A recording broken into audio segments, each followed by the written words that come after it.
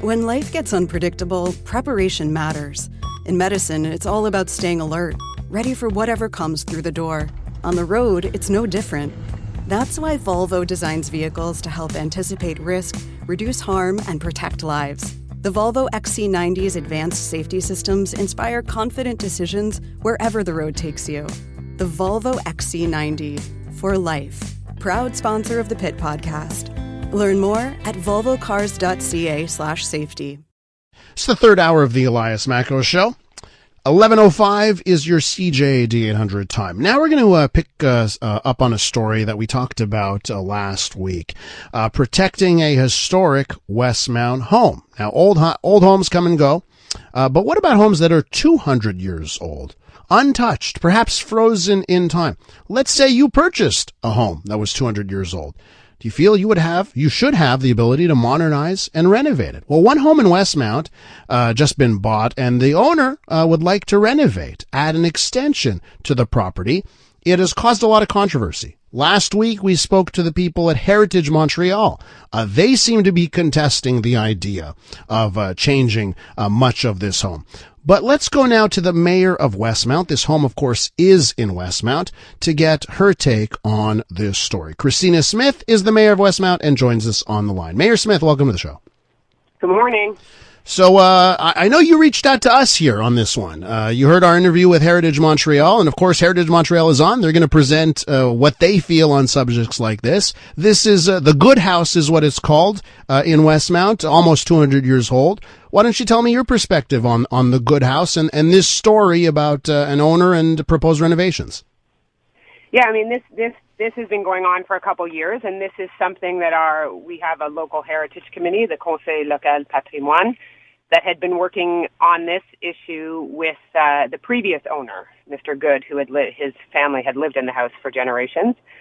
And they brought it to council, and this was, a bold move because it would be the first time we were citing interiors as well, or citing the interior and exterior in Westmount. And, council's perspective on this always was that this is an incredibly unique and special house, but that the goal always was that it would be allowed to be upgraded as needed for a family to live in it, but to protect some very key elements of the house.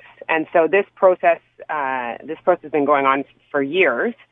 And then as it was going on, the previous owner unfortunately passed away, and it was sold to a new owner who was unaware of all of these restrictions that were coming through. But then the city began working with this current owner, and it's taken several years as well. And it's I think what's really raised a lot of alarm bells and concerns in certainly in our neighborhood and from others outside of the city of Westmount was the word demolition. And demolition to most people means knocking down a building, right? Yeah. Well, demolition in Westmount means something very different when you're a Category 1-star building, which this house is a 1-star building and also has this citation as a heritage building. And because it's a 1-star building, any alteration, whether you're just, we've done it on other our 1-star buildings, we try and keep in as much perpetuity as possible. We try and keep them intact. So if you have a slight window opening, and you are a 1-star building, then you have a demolition hearing, and you go through the same process of say someone who was trying to demolish a building, let's say that's a Category 3 building and is built in the 1950s without any heritage value. So that was also part of this public process. But when we talk demolition on this house, we're talking about 0.5% of the building. So it's not, so any thinking that this building was being torn down in any way was so frustrating for us to hear because it wasn't at all accurate. And this current applicant, and what they've done is they're protecting the interiors and they are protecting the exteriors. And so they're adding an addition off the back, which was always agreed upon with our local heritage committee, that they would be allowed to have an addition. It's not a very big house. It's a huge property, but it's not that big of a house. So we had agreed, like the house next door that had been, that we refer to as the Wattleworth house. It's a very similar house. That had been restored.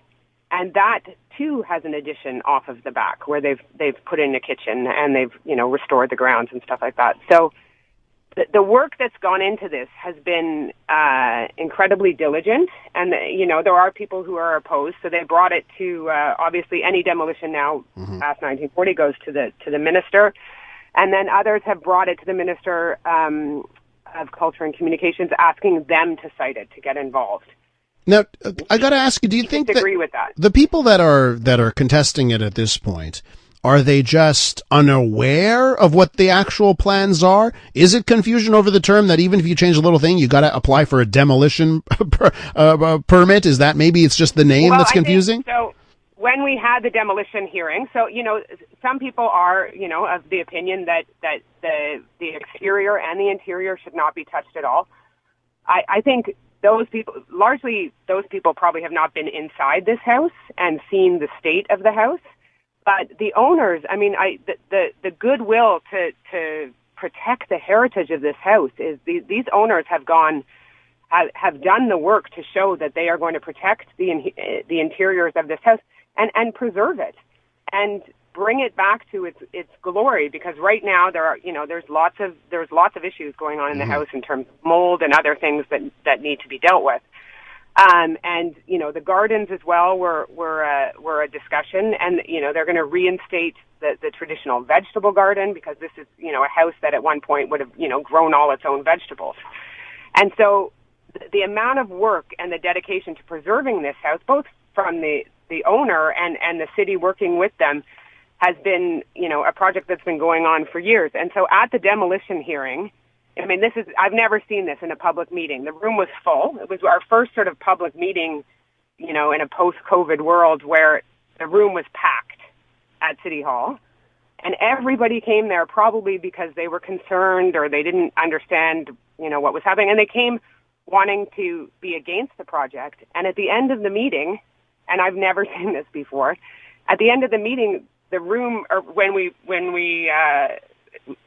granted the demolition permit, which was unanimous by council, the room started applauding because they were walked through the entire project by the architect, who also had a video. So a lot of people haven't been in the house, right? If you haven't been in the house, you don't understand you don't understand it perhaps from that perspective. And to see this room erupt applauding.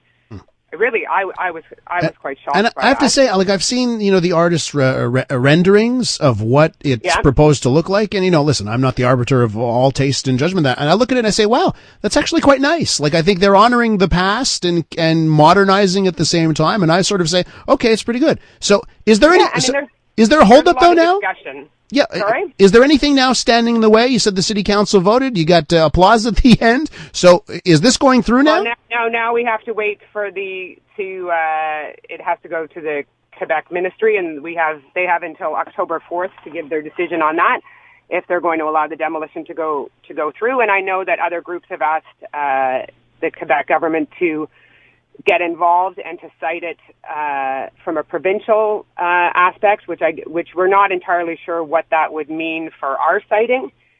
But what we know is that this house needs to be restored, and it's a family home.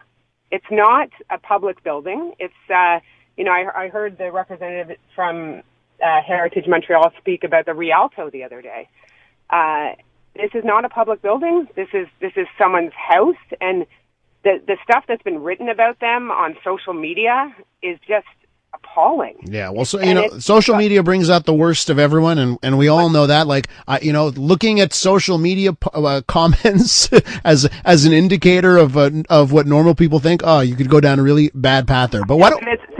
It's where people have gotten a lot of their information on this house, though. So there's one of these little Facebook sites. Yeah. I say little. It's probably got 10,000 members in it. Everything Westmount, and it's endless comments about how they're destroying it, they're demolishing it, that looks like a doghouse. The mayor must be getting a kickback, making very serious allegations. This is someone's personal house. They did not sign up to be in the crossfire like this. They're passionate about heritage. They've already restored a Category 1 house in Westmount. They want to do the same on this one. And to have, people who don't truly understand the enormity of the file and how much work has gone into it, pass judgment like that, it's really tough. I mean, those people, they're the people you see on the street. Yeah. And So that's Mayor, the tough thing about I just want to let's put aside the social media comments, because those people that'll make those comments, those are the people that don't know, and they're the worst elements in society. People that think they can send out threats and make allegations. Okay, but let's talk about like the good-natured people, Heritage Montreal, and other groups that just care about history. How would you characterize their at this point? How would you characterize their opposition? Well-meaning but misplaced? How would you characterize it? Yeah, listen, Heritage Montreal does incredible work, and they've done in the past, and they will in the future, and they've identified, and they're really trying to bring this to become a provincial issue during the election as well. And I certainly applaud them for their work, because listen, you look around Westmount, the conservation and the protection of all of our buildings takes work. We get that. We are also passionate about that. I think where we probably differ on this one, and where council was willing to differ, is there are a few elements that, once certainly our planning advisory committee, they didn't give it a favorable recommendation because they wanted, for instance, the staircase to remain intact. When you're in the house, and you hear the explanation from the architect as to why they want to rebuild the staircase in the exact same fashion, but to have a higher rise so it meets today's standards. You understand, when you go up and down those stairs 10 times, yeah, yes, you realize it. Anyone that's been in an old house and gone up very old stairs realizes, this is not up to code. Okay, Mayor, we have to leave it there. There's a few elements there that maybe we differ, and we had to make a decision based on, we want a family to live in this house. We want a family to restore this house. It's not a public building. Yeah. It's not a building where the public is going to be invited into. It's going to be their home. Mayor Smith, we have to leave it there. I think you've done a pretty good job of giving us another perspective on the Goode House, and hopefully some of the internet trolls can stop being trolls. Thanks for coming on the show. Thanks so much. Bye. That is Christina Smith. She is the mayor of Westmount.